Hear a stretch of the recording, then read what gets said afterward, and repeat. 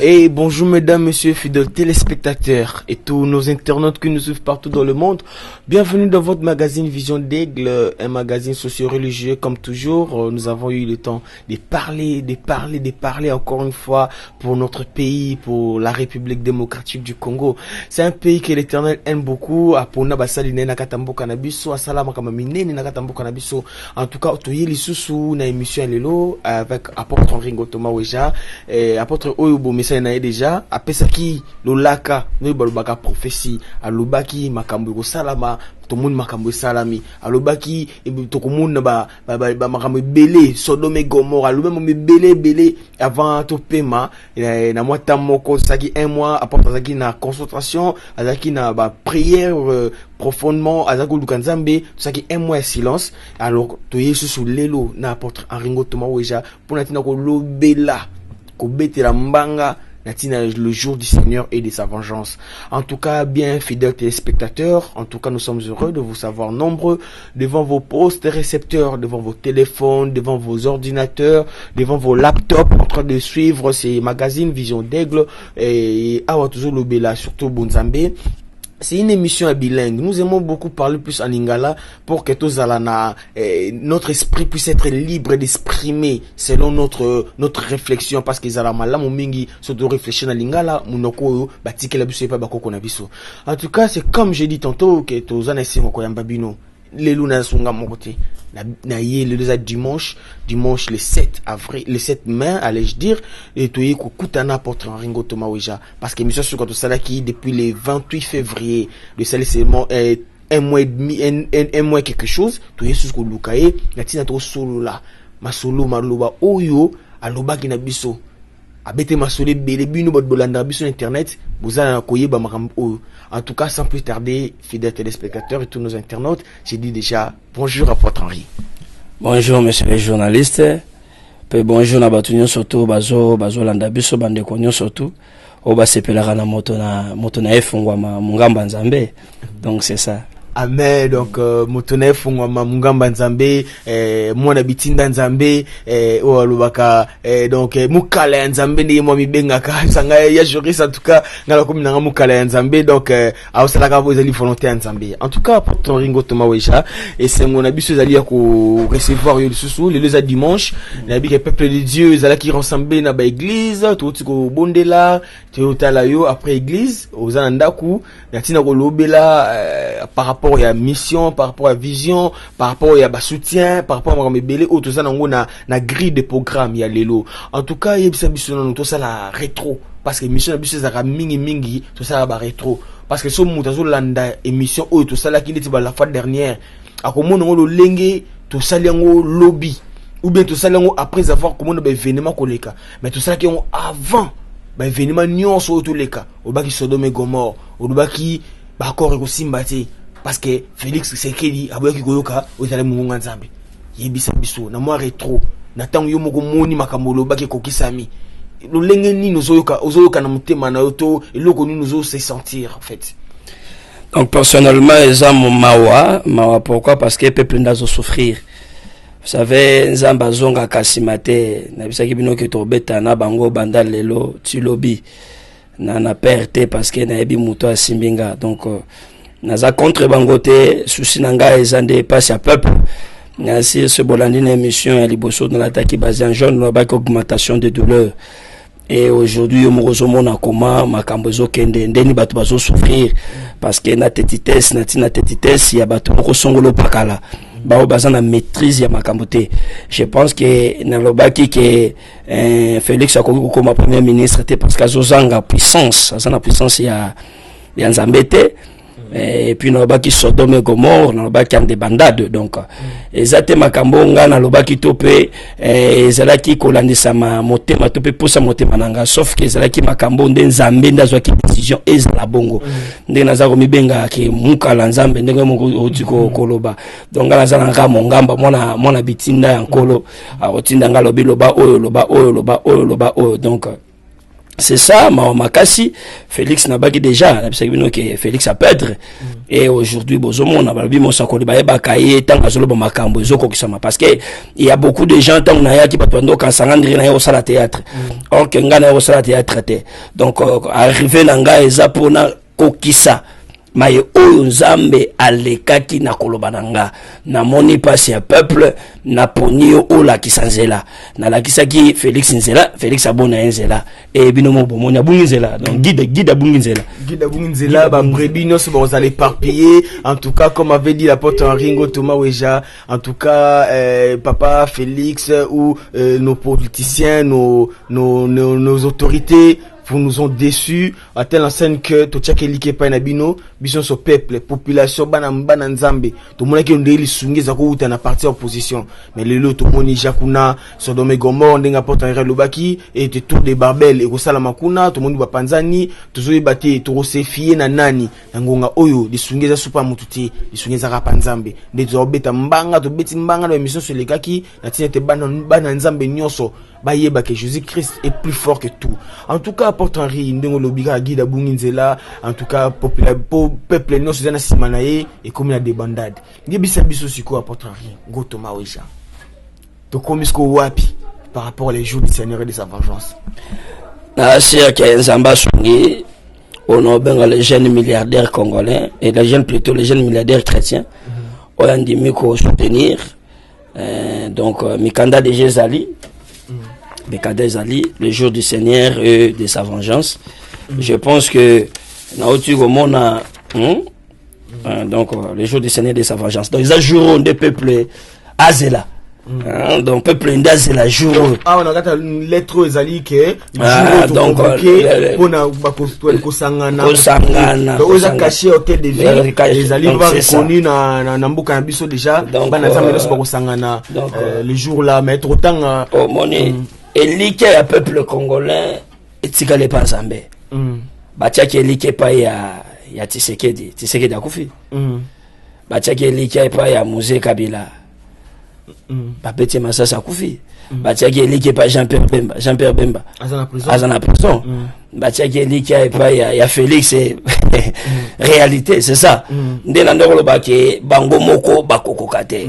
Problème ezali fallait baleka na koyoka o eza mungongo ya Nzambe. Donc peuple congolais basé sur na mutorte la te so Yesu te. Yesu a tigank. Yesu a somo Yesu a elombe. Na bisako ke na mettre bango toi à genoux. Bafuka mite. Bafuka baluki nga Yesu. Mais tout genou fléchira devant le nom de Jésus. C'est ça. Bangwana bakongo luka. C'est micro, n'habitez ce pénal bien ou bien. Donc c'est ça, abanda ko défendre bango. Bango luka c'est micro et c'est micro na baki na benga bango ambassadeur ya Jésus. Et na bisa bango ke bango nyonso tout ba ko fukama.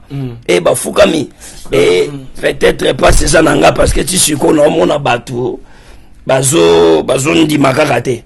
Et ça batu muso ba fandi kaka tembe ba comprendre ba la vérité. Même on tembe zaka ma base. Donc c'est ça, on a le faisait Jésus contre faisait Satan. Donc bah oya Yesu, bah oya Yesu, bah olanda Yesu. Donc bah oya Yesu, bah on tout faut balandanga. Donc mon tout non sotazo contredire aux émissions dans la zone qui m'a directement mabé. Donc c'est ça. Ben oui, apôtre Henri Thomas Weja, ndenge apôtre lobby, nanga oyo Jésus-Christ a pris cette directive. Tokata ndeluna katikati, bah oyo bazali pona ye, basangana boye, bah oyo bazali pona yete. Là-bas. Donc c'est-à-dire ici nous rassemblons ou nous invitons tous les peuples de Dieu bah on soit croire en Jésus-Christ comme Seigneur et Sauveur. Bah nous surtout pas croire en l'obiga wana. On va croire en Félix té. Oui. On va croire en Jésus-Christ. Bah croire en Jésus-Christ. Bah croire en parce que Félix oui. A la c'est déjà faiblesse na. Oui. Mais Jésus si on a la faiblesse na été. Aboye ko. Résultat ni Jésus Betimbata bon na kadra il était comment na ndenge ba nyosa mboka bana kisasa bana poto bolanda ba émission oyo to l'exactement mulai européma para to tika ki binota ya digérer ya comprendre makamuni na poto en lobaki pe accomplissement makambango. En tout cas nous sommes humiliés, nous sommes vraiment nous avons vraiment des migraines en telle sorte que bosundoli biso to tika biso moko. Mais to Jésus-Christ azana biso longo sengi to belelaye yango tozo invité bana nyoso nzambe le jour où on a lettre bomoni à Wazali, lettre d'autorisation au na hôtel de ville, atteint la scène que le jour, le 1er août 2017, bana nyonso nzambe to sanga na terrain triomphal, espace triomphal côté stade des martyrs pour natina ko bondela. Toujours ça là musala oyo pona ko arnaquer mututé. Tout ça musala oyo pona ko luka bien moko ya bisoté, to ya opportunité. Mais loko to ça lango pona volonté nzambe. Parce que toujours c'est sacrifier biso moko ba transport ko nous kutana ba politicien, toujours c'est sacrifier et ba kambe belé pona tina ko luka délivrance bana nzambe. Mais Nzambe akofuta bayi noso ba otchelike panaye dengue noso nous invité bino noso bossa déré. Apôtre Henri, parle-nous un peu à propos les jeunes milliardaires chrétiens. Bon, on a dit que au bombier mo mukie po azali moko ya batu oyo Nzamba tinda ki po to yaki na émission to beta ki mbanga to luka ki lisungi to luka ki mutako soutenir mission oyo ya le jour du Seigneur de sa vengeance. Mais les jeunes milliardaires azali yemoko mutu a osala musale belé. Mais yemo kakate pour le lot bisinga coming te ozobima ozo déménager na ndako na yo na bité pourquoi pani ni ozana mbongo te et puis mission l'équipe nene c'est comment donc c'est tout à fait normal musala nzambe za musala sacrifice souci nangeza na accomplir eza mission ya nzambe donc nazoti kandako donc parce que garantie wana on a besoin nango pour na kosunga les jours wana donc yango to ça l'appel na batunyo parce que batunyo on va que les jeunes milliardaires parce que ça émission mo faisait la munene donc il faut ça vraiment munene donc ko bandana nous donc premièrement parce que il y a kozwa a vu peut-être terrain a vu peut-être instrument a vu peut-être podium ainsi de suite mais chaîne à télévision peut-être a vu chaîne à télévision mais ba carnaval ko réunir ba pasteur ko sala ba sport publicitaire, un carnaval, ainsi de suite. Donc, ils ont coûté vraiment, ils ont coûté.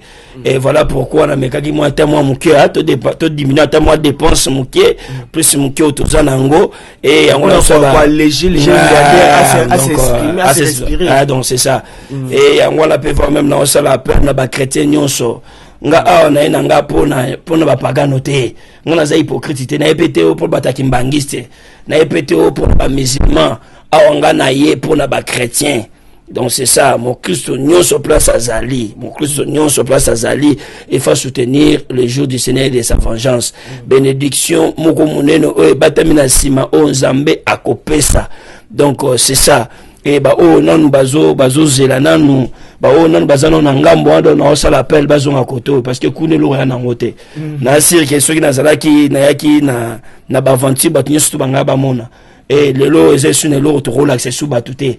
Le lot peut-être to relax batouté longa on nzamba pesi le jour du Seigneur et de sa vengeance. Donc c'est ça. Et c'est l'accomplissement. Donc c'est ça. Parce que ce que c'est qui makamba lokuta mutanga mona nate. Mais le quoi mutamonani, cela veut dire ça ainsi dit l'éternel. L'éternel nzamba lobi tanga pesa la vision, après ça rappelle provision. Mais na katsu wana tozo croire na bateau balinga à Jésus parce que ba mourir à Félix Bazali ba mourir à président Joseph Kabila Bazali ba mourir à Etienne Tshisekedi Bazali ba mourir à Vital Kamerhe Bazali mais ba mourir à Jésus Christ de Nazareth. Waouh, le vrai. Mais le vrai l'idée. Le roi des rois. Le roi des rois. Basala nzambe de ba pour cela bino sauter vous en Jésus Christ c'est vrai tout vous en gege limbisa pour muke pour koloba na boye ko poser question pour to yako to ça l'émission olubaka na yo vous en pour ça oluba mabe ya musala nzambe te mais apporte Henri bazo ba mabe pour na bino basala nzambe lobata mo loba moko to o édifier peuple de Dieu. Là c'est mon frère, je ne suis pas ici pour attaquer sauf que nzambe na rechercher awojije soyo pe mabeto pe malamu ngana défendre ka intérêt à Yesu. Donc mutunyo sotanga komba Seigneur Jésus-Christ comme Seigneur et Sauveur, donc je suis pour lui. Le reste peut-être tikali pour bateau peut-être bazoyo ka bazolo ba wana na ko pour pekisa bango te za choix na bango mais personnellement tant que mutuna nzambe donc je ne peux pas. Donc je ne peux pas. Et koloba ke peut-être bazobanga papa ko défier bateau bazana population, topé popularité, qu'on défier, bateau bazana ba science makasi, qu'on vaincre bango, mon makambo pète. Il y a ça qui défie. Défi contre le monde des esprits. Mais oui. Parce que ce sont déjà bakota na sirène, bakota. mais je suis lancé défi contre bango pour vaincre bango on le dit quand des bandades Sodome Gomorrhe tour de Babel chacun maintenant ngonga na langage na sur hôtel émission au moins le roi André tout ça là lobby tout ça là on dit makam de salamaki mais or que tout le bateau déjà avant Bruno Tibalabuta avant même Goutou Olenga Koya Longwa mais est-ce que c'est Cabrino les jeunes milliardaires ayebi na tuna ke puriosa nan alobi nanga mobake alobi nanga Bruno nabi oya yo vraiment alobi nanga Bruno de la zane comme premier ministre alors donc je suis un Nzambe porteur du coup mais c'est ça autant Nzambe à Boy papa Félix ou à Tchim Panzi à Nduka est-ce que Moutouma fallait remplacer ou Zalaki Sami Badi Banga provisoirement parce que on m'avait dit de se rencontrer avec lui. Mais personnellement, j'avais refusé. Na ebisi que non, Nzambati n'inga pas na été. Mais na ninga kina pèse le roi cadeau pour l'accès démonstration à force paye à puissance. Il y a puissance. Même Yemo peut peut-être à Ebagité, mais comprenez pourquoi on pose des questions. Et ça qui essaye, na migi si avant goût. Que miracle les alliés. C'est ça. Même le lot un peuple lobby, il y a ça. Mais il y a déjà ça. Au moins le lot opposé au Mobuka, Mbouma, il y a haine. Au ballon qui n'a pas tout. Misala Jésus Zoboya ngwana. Parce que le comme na France babengani. OK na Belgique. Baba mi mabanga. C'est quoi? Parce que ça mbuma misala o bango balonaki nde bakomi kobuka. Donc c'est ça. Yesu alongi Yesu mukonzi. Ba fanatique à Jésus, ba fan club tout à Jésus. Ngala bengi sina ba fan club ba Félix té. So za Félix mona ko za Félix tikala Félix. So mona ko za Joseph Kabila tikala ya président Joseph Kabila. So mona ko za ya Vital Kamerhe tikala. O ya disanga bonganga tikala. O ya olenga ko tikala. Mais anga na zo pesa invitation. Ba fan à Jésus. O va na lela Yesu. O lela Yesu. Obi balala ki mabe bazu mutu ba ketcha na kusa satana. Oh. Na ndenge apporter pe maseseleki en tout cas bana Congo bana monde entier apporter rima seseleki na ce que j'aime ça que Jésus alobaka na masese yango apporter meta masese be balali mabe bazu mutu baketcha na kusa satana na ndenge nini na ya bana kambi ngolo yaka donc kusa satana za makasi eza mutakut pour tindi ko pe na nkona kanza atozo de mama yasa kuna mutakut donc faut le balala na kusa faut pas dire na kusa ngana ile bon kusa Yesu na bitela kusa Yesu on chamu tu bamba babu to ke chamu tu na kusa satan mais résultat en tout cas avec Dieu nous ferons des espoirs mais tant on a vu bino que Félix a sonné quand bocha kite suba ni mais en tout cas souci zali pour papa na biso to linga ki mengi parce que biso so na biso porter que c'est le Congolais ce tel là qui va pas Félix. Bon, nan facilité nzamba zaka na ngolu ko na ye mais ay sengende a sala pour l'intérêt peuple a solola a lunga azana mu peuple ko inciter peuple na ko bima na ko sala ba trouble ko créer mort ba jouer ko désordre nza yango Jésus boy yango bête la bato wana kutu papa nanga ezana ngokutu problème té ce qui est très important ezaki ne fala yo kanzambe ngana bisaki Félix na ba ke IDPS ko kabona ayebi malgré tout na première mission te na bomba ki po bango bazo maye mais puis ça qui IDPS ko kabona lelo asa maintenant devant sa conscience mais sauf qu'il n'a pas mon musala moi na zonga sima exact na bisa que na zonga te muka ta on a le bag muka na nzambe muka na nzambe ngaza na rapport na nzambe ngana zala na rapport na nzambe na rapport na mututé ngana za pour na nzambe pe nzambe mukulu moko te akokende ko soutenir oza likanisa mutu nde fa soutenir likanisa za nzambe parce que likanisa mutu e ko bikisa mutu te likanisa ko bikisa mutu ezaka ka likanisi oyo ya nzambe apôtre nde nazo luba nazana question moko na poser question moko elinga na esprit siko na ngonga oyo likamoto luba siko contre fesse Jésus contre fesse Satana donc fesse Jésus na fesse Satana basala ndenge nini pour tout le monde va que match en betama fils Jésus gagner pour tout le monde dans la victoire te mettre dans la victoire mais ce que tout ça nini biso bana nzambe eloko togo sala ezako simbana nzambe na bango si atelemi soko landi malamu oko remarquer que combat oyo tozobunda eza pona ngate combat soki bolandi vraiment malamu bo remarquer que nazo défendre intérêt ya Seigneur Jésus-Christ de Nazareth. Nasir na première émission auto to salaki bomoni carte ya Congo na temple ya Salomon montas a dessiné carte na seki c'est lui-même Jésus-Christ de Nazareth pour annoncer que Congo est mboka ya Nzambe mboka ya Nzambe pe mboka ya Elaka mais makambo salama ki diable akangaki yango pendant longtemps pour Nzamba délivrer Israël abimisaki atelmisaki Moïse et na Congo pour le moment Nzamba atelemisi apôtre Henri Ngoto Maweja moto na efongwama mukala Nzambe parce que ceux qui bolandi même combat il y a prophète Kimbangu atteindra un objectif sauf qu'il a changé kaka on remarqué abimisi biso na boumbo ba mendele a continué biso na boumbo ya batu mwindu ya batu mwindu nema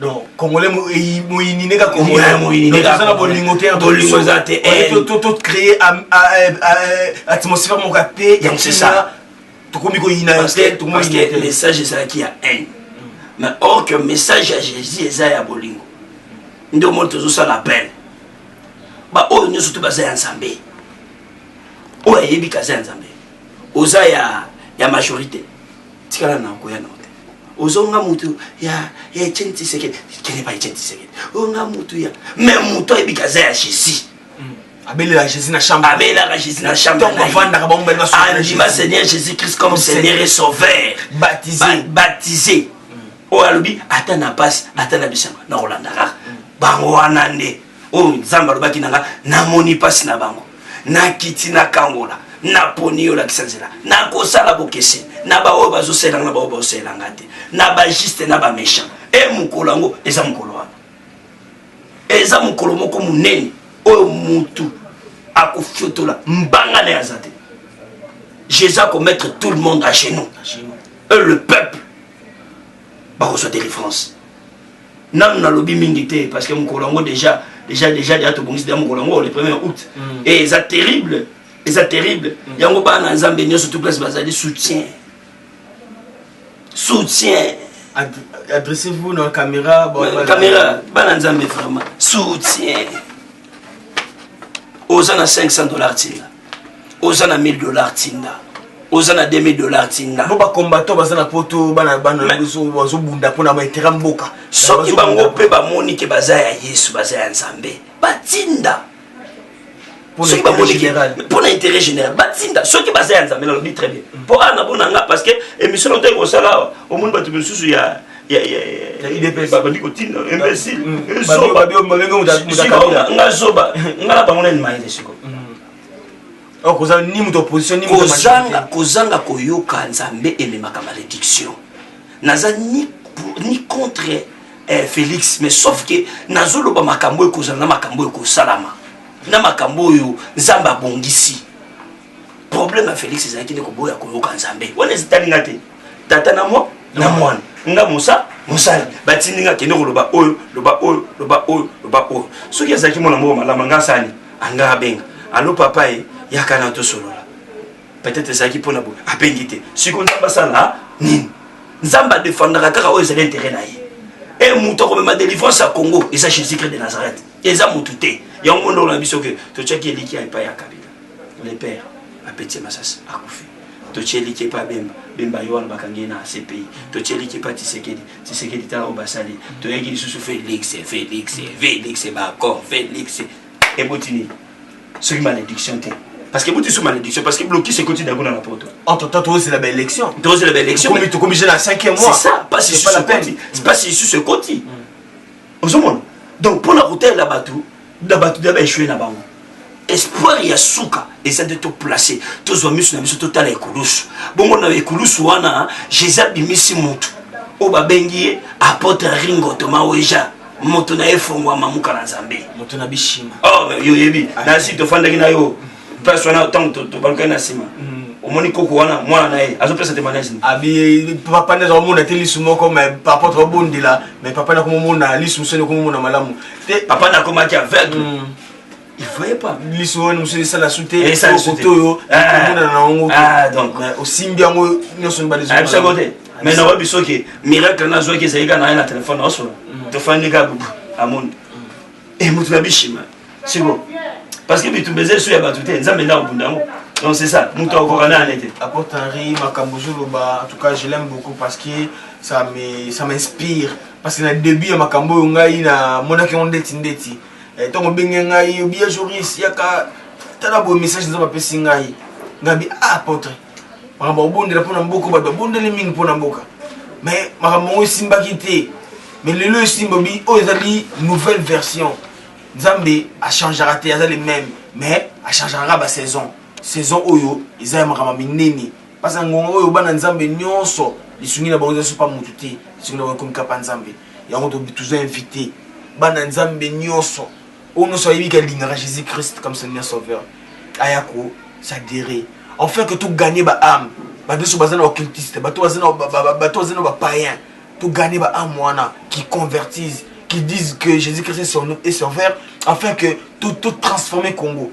Leadership ya sika otozela président Kabila ko longwani lelo mais nana va remplacer muto va remplacer wana c'est ça le problème azali mutu oyo akoya pour intérêt personnel ou intérêt moko familial mais est-ce qu'on a pour intérêt peuple non tambo la victoire non tambo la bazandu non muna peuple congolais souffrir j'aime on a fait des raisonner on a fait des luka yo moni mona pa komi ayibi voilà.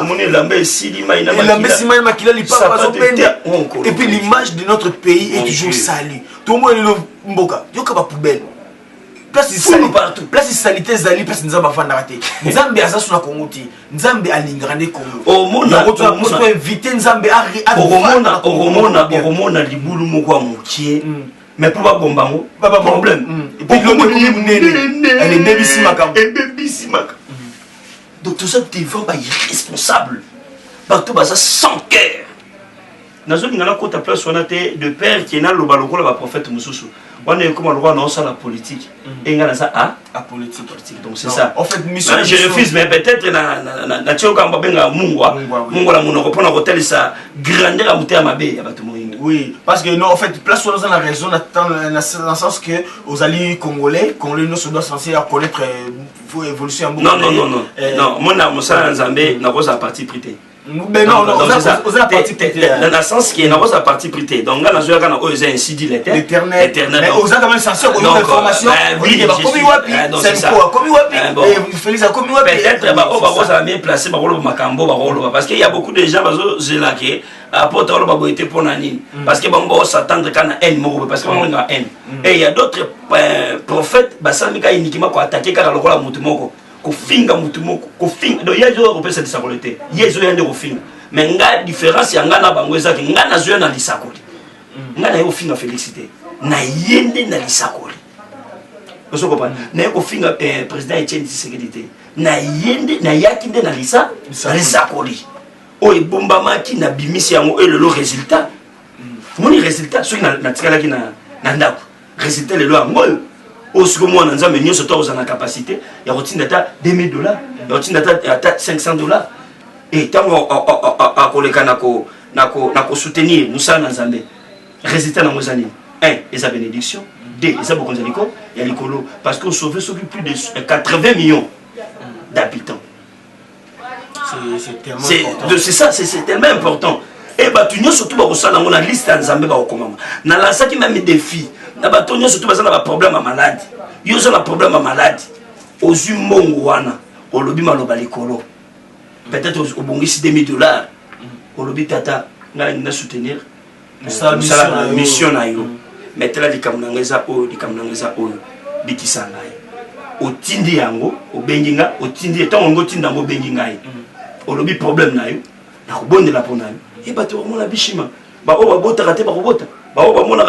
Et ça dernier signe parce que n'a pas pleu tout ça qui n'a qu'un pleu oui c'est ce que cinquième pleu bah tu n'y surtout aux malades il habite très bien tout malade bah tu n'y surtout aux malades aux $2000 na yo au tien enveloppe pour lui papa na tindi ata sida olimo ata cancer et olimo on les a dernier miracle on est na sala pour ngana yebi oza mutu un miracle ba maladie ba biki et en tout cas ndenga Jésus sabaki l'esprit du Seigneur est sur moi il m'a oint pour en tout cas pour Henri ngotuma weja na biki na koyambo lisusu bana ba déconnoce ba fan na biso ba nes ba landa biso ba politicien bana nzambe ba tu nyonso on soit la biso ezala comment aspect na yo religieux ezali différemment et ba chrétien oyo kaka sepelaka ki azana pour ça mona kongo bunga bondela ndenge na yo mais ba chrétien nyonso tu as pour ça bino tout ça lié tout ça adhéré afin que le jour du Seigneur de sa vengeance et kokisama. Pourquoi le 1er août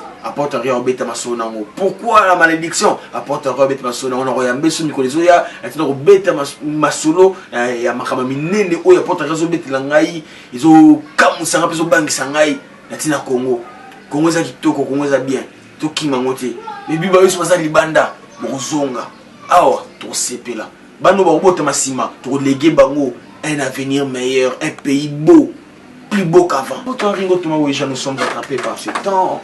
Le temps nous fait défaut. Les autres dimanche, tu as le 7 mai. Tout ça qui est M. Souka le 28 février. Etienne Sekedi à Sakakakuna. Nous avons dit que avant Etienne Sekedi Bakundaye, il faut moto oyo. Zabaponaki, Agnata Mbele Bakoko, et puis les jeunes milliardaires. Agnata Mbele Bakoko, Tobi Genguya Wana, Oya Mabela Bakoko, qui disait le Konae, et puis Makamuno Samalam Oyo, Ogoki Koloba. Moi message dans les jeunes milliardaires, moi message dans Bananzambe, moi Liloba Souka Nezala ya mission Lelo pour te citer. Mais moi Liloba Souka pour nous connaître. Liloba Souka nanga ezaki na pesi mama nanga Emily Mbote, na pesi Rebecca Mbui Mbote, na pesi papa nanga Moulanga, c'est ça Moulanga Mbote. Na pesi batinyo surtout on les a na poto on va mettre un peu pour soutenir papa na bango donc Liloba peut-être rien monsieur Yasuka à propos ya les jeunes milliardaires au PC ouais les jeunes milliardaires waouh mais il peut dans la gati na gati nzungu azotoka les jeunes milliardaires message na ko peseka ke abangate dans ma solo là qui abangate et c'est na amoni pas ndeko na prénom amoni essaye pas de renommer prénom. Surtout ça va leader à l'ombre. En réalité, tu as entendu ma boïté. Ceux qui bima boïté, ils ont pour na ol pour papa le bibima. Victoire Ango. On a bien Ango victoire. Amen. Et là qui na mo saole. Tu les rebelles, on veut les rebeller. Na ngana donc pour osun zamba tindio, atindio. Victoire Angwana na bisa les jeunes milliardaires chrétiens bangaté. Andi mama lo ba tata. Zamba on peut se longa. Na pesi mbote majorité opposition na lingaka bango mingi papa nanga Félix Olenga Nkoi Roger Lumbala Moïse Katumbi président Nabiso Kabila Yandri Kimbuta donc bango tout peuple congolais surtout ba o balinga rapport na ba balinga raté. Je ne suis pas ici pour criminer quelqu'un, mais je suis ici peut-être pour parler ce qu'on appelle la vérité. Donc vérité on de tozoloba les apôts na délivrance ya Congo.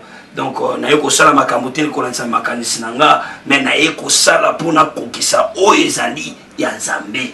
Et là bas qui pense à mon truc ko kangola mutute o ko kangola mutuka ezali kanisi ya Nzambe. Et nazo promettre peuple congolais bandana bandi na ko citer bon le jour du Seigneur de sa vengeance na ko ça. Point d'interrogation. Question à suivre. Bana Nzambe, bana Congo, bana Mikili Poto, Bainos Balandi Biso. Alors, toujours forcé parce que tu n'as ni opposition, ni majorité, ni même société civile. C'est un magazine socio-religieux et puis nous sommes que des chrétiens.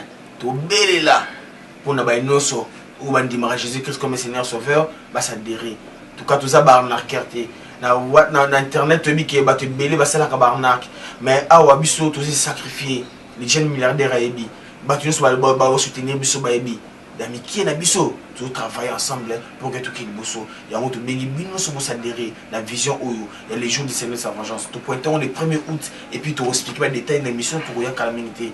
Nous sommes allés Bisso et Bandé Kinosuka, puis nous rejoindre Bisso dans Mukonalelo, tu tombes le bino, Mukolomolamu, Nabanda Konabino, nous sommes ici à Bozami, tu tombes le bino et Kimia Kolo et Suez à l'Ikonabino, tu tombes l'examen Malamu, il y a Pâques. ya kolo Yesu Masia na avril pe toye awa donc que le vers Pentecôte on a ko tato la monene na kolo Yesu Masia moli monene ko na biso to bosana te tozali bato tozali ba mwinda na kata mokili tozali mungwa na kata mokili to mema changement si les autres ont échoué les chrétiens vont réussir et c'est un défi yango wana pota ringo to mo wisha ayaki kaka pona kopesela pona kolomba pona koaccomplir ozalaki musala nzamba tindaki en tout cas nous sommes dans la joie de vous recevoir encore aujourd'hui et nous vous disons bye bye. C'est l'apôtre Zamba Pambola. Ngani na remercier. Merci. Donc Zamba Pambola. Et fongoma toujours. Moto na fongoma. Merci beaucoup.